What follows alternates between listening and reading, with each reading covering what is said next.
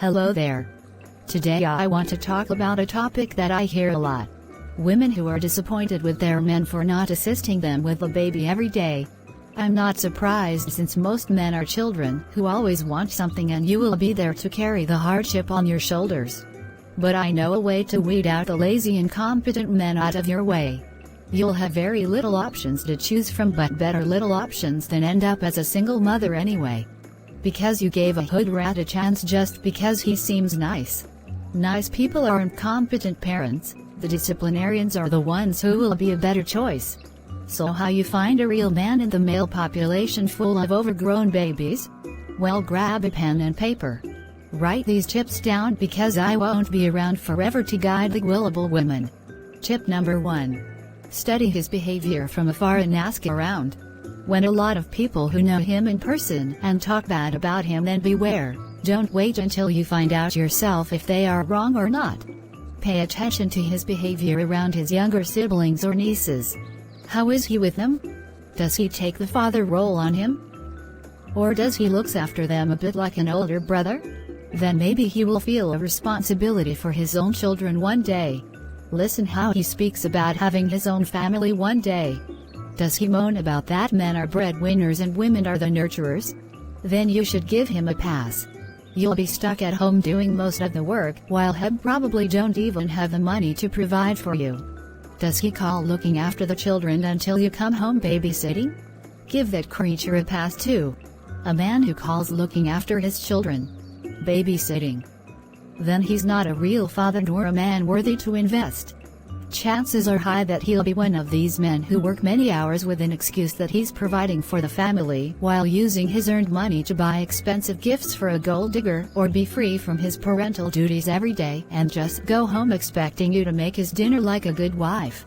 A man who is a responsible father wouldn't dare to call childcare babysitting. Friends babysit, but if father doesn't, he is just as responsible for the baby like you are. If he says stuff like "I want a child" instead of saying "I would like to start a family one day when the time is right," then give him a pass too. Breeders claim to want children, but a man with responsibility will start a family when he feels ready financially to look after his woman and keep the household together. Tip number 2. Have a look at how his own father was. All men are natural deadbeats, but a lot are worse than the other or better. Was his own father there to be a mentor to him, or was he just there to eat and sleep and go to work? Chances are high that he'll take over that behavior, because men who see their fathers treat their mothers like a free maid, then it's very likely he'll do the same to you. Having an absent father, or a father who is around but he's not hands-on with him growing up, doesn't always mean he'll be a shitty father himself. Some men even sworn not to be like that, but you still see traits from their own father in them, and life is too short to take that gamble. But for women it's different. I've seen amazing mothers who are dotting and only take time for themselves when it's bedtime or the children are playing outside, while their own mother was terrible or even unloving to them. Men and women are wired differently. Men do the monkey see monkey do, while women intentions are to break the chain of abuse by being a better mother than their own. Tip number 3. Avoid the career-driven men. I encourage everyone to work for a living and have a dream, but these type of men are glorified deadbeats. Career-driven men aren't paternal at all. They see children as a woman's job, because children will interfere with their lifestyle, since being a bitch is a lot easier than being a man. Have a look at all career-driven soccer players, boxers, actors and all that stuff. Hardly all of their women are stuck at home while they travel around enjoying the good life, while you are only living in an illusion that he's taking care of you. And you will see their true colors when the relationship is over, or squeeze enough babies out of you so that it's going to be much harder to pick up your own life again. A lot of women tell me that I need to prepare to handle stuff alone if you ever find a partner who wants children. But I refuse to settle for that bullshit, so here is tip number 4 to make sure there are no overgrown man babies left.